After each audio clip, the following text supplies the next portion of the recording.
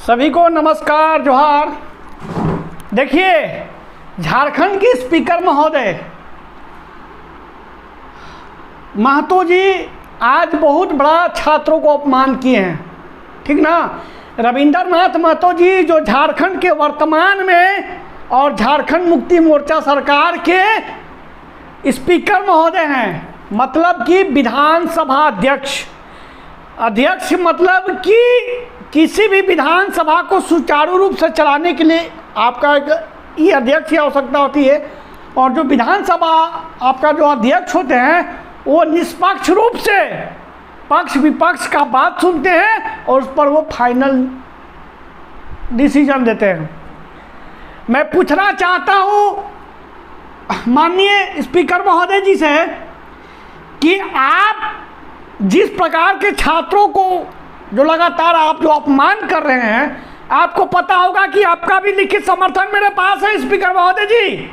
उसके साथ साथ आप माननीय मुख्यमंत्री जी के इशारा पर आप जैसे मुख्यमंत्री जी आज तक जिस छात्रों को आप अपमान किए हैं कि इनके पास कोई डिग्री नहीं है, मैं बता देना चाहता हूं कि माननीय मुख्यमंत्री जी इंटर फेल, आपके पूर्व शिक्षा मंत्री जी जो पूरे झारखंड जानता था कि उलूल जुलूल बोलने में एक्सपर्ट, और आपके स्वास्थ्य मंत्री जी जो साक्षात झारखंड में इतना बड़ा उनका अपमान हुआ कि पूरे झारखंड उनको देखा कि वो किस रूप के और उनका चरित्र क्या है। आपके जितने भी आलमगीर आलम चाहे जो भी हो, अरे कुछ अपने मित्रों के भी तो बारे में सोचिए स्पीकर महोदय जी। आपके मुख्यमंत्री इंटर फेल, आपके जितने भी ये जो मंत्रिमंडल हैं आधा से आधा एकदम मतलब मंद बुद्धिमान व्यक्ति। आप किसको अपमान करते हैं स्पीकर महोदय जी? आप जिसको अपमान करते हैं देवेंद्रनाथ महतो जी, पीजी संस्कृत से, बीएड संस्कृत से, हमारे चंदन जी बीएड एमएड, हमारे योगेश भाई पीजी खोटा से, मैं master library information of science ना बीकॉम के साथ। उसके बाद मैं बता दूं कि जितने भी हमारे जो ये हैं छात्र नेता, ये सब कहीं ना कहीं काबिल हैं, ये सब कहीं ना कहीं अपने आप में वो हैं। अरे आपको शर्म होना चाहिए कि आपका काम है कि निष्पक्ष रूप से छात्रों की बात सुनना, नहीं कि छात्रों का अपमान करना। ये आपका इस विषय पर आप बात नहीं कर सकते हैं ना। और इससे ये साबित होता है कि आप झारखंड मुक्ति मोर्चा के आप कहीं ना कहीं जासूस बन के काम कर रहे हैं। आपके जो प्रवक्ता हैं मनोज पांडे जी, उनसे पूछिएगा कि वो प्रवक्ता का हीजे कर सकते हैं। ये झारखंड में जितने भी घटनाएं घट चुकी हैं, जो हमारे आंदोलनकारी पूर्वज हैं, चाहे जो भी वर्तमान में, क्या दो शब्द में दो प्रश्न कर दो तो आपका की मतलब ये जवाब दे सकते हैं। आपके प्रदीप तिवारी जो बिहारी सलाहकार हैं, उनको आता है दो शब्द बोलने। मैं पूछना चाहता हूं कि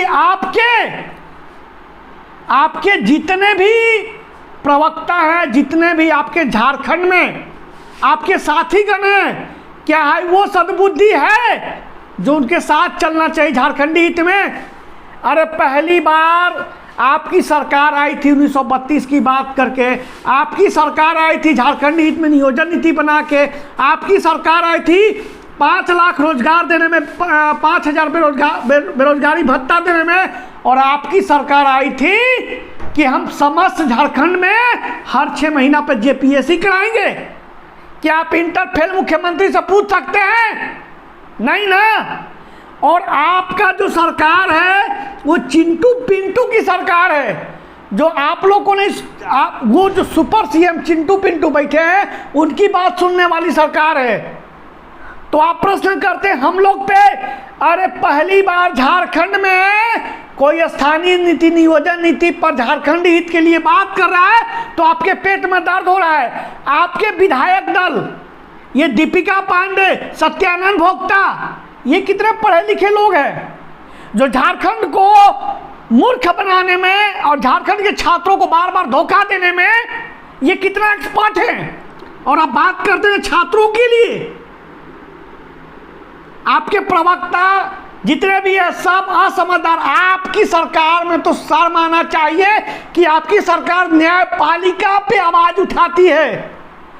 अरे मैं पूछना चाहता हूं कि आपने ये जो पूर्व नियोजन नीति बनाई थी, स्थानीय नीति बनाई थी 10-12, जब उसको न्यायपालिका खारिज किया तो आप बीजेपी पे सवाल उठाते हैं।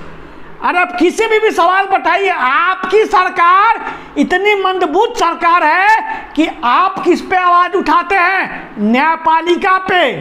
अरे शर्म करनी चाहिए आप लोग जैसा मुख्यमंत्री मंत्रिमंडल को झारखंड को बेचने में लगे हैं। जब हम लोग आवाज उठाते हैं तो आप हम लोग पे ही आवाज उठा के कहते हैं कि ये बाहरी विचारधारा है, ये बीजेपी का एजेंट है।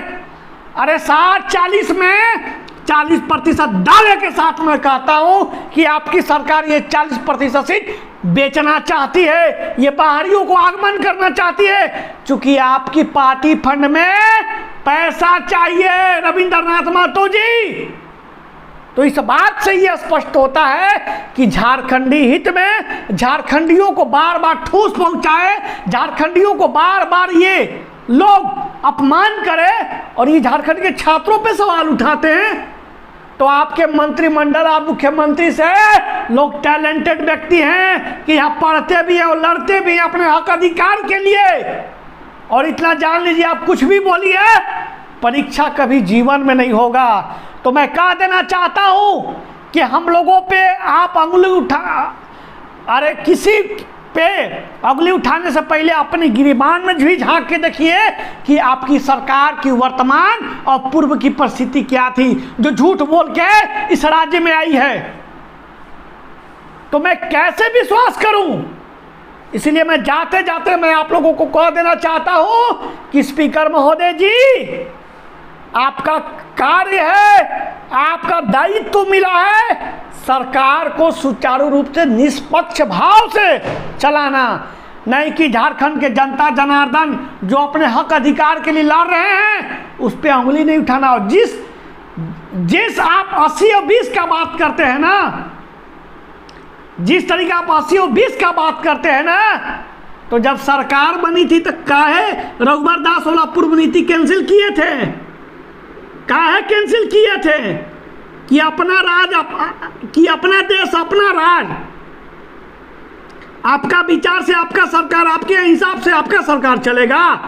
तो इसलिए मैं बता देना चाहता हूं स्पीकर महोदय जी, आप अपने वाणी पे नियंत्रण रखिए, नहीं तो जिस दिन अगर हम उतावला हो जाएंगे बोलने पर, उस दिन आपको झारखंड में लोग थू थू करने से फुर्सत नहीं मिलेगा। आप अपने सरकार का चरित्र देखिए, शिक्षा मंत्री जी का। इसीलिए किसी के चरित्र पर सवाल मत उठाइए, किसी के संघर्ष पर सवाल मत उठाइए, किसी के हक अधिकार जो लड़ रहे हैं संवैधानिक तरीका से उस पर सवाल मत उठाइए। क्योंकि आपकी सरकार बोली आई थी झारखंडी हित में नियोजन नीति बनाना, स्थानीय नीति का परिभाषित करना, पर आपकी सरकार इस राज्य को सभी जनताओं को बेचने की तैयारी कर रही है, यहाँ के झारखंड के सरकारी तंत्र को गुलाम बनाने की तैयारी कर रही है।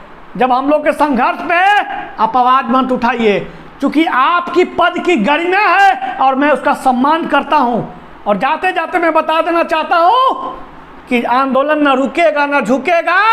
अब सभी व्यक्ति पर व्यक्ति विशेष वार करेंगे, तब तक सभी को। हाँ ठीक है, कुछ लोग आपको पुस्तक धरा रहे हैं ना, वो भी बिहारी यूपी का है, हो सकता है वो भी आपका कान भर रहे हो, लेकिन हमको कोई फर्क नहीं पड़ता है। हम तो हमेशा आवाज़ उठाएंगे। आप गलत रहिएगा तो गलत का मैं हमेशा आपका आवाज़ उठाऊंगा। तब तक के लिए सभी को जय हिंद, जय भारत, जोहार झारखंड।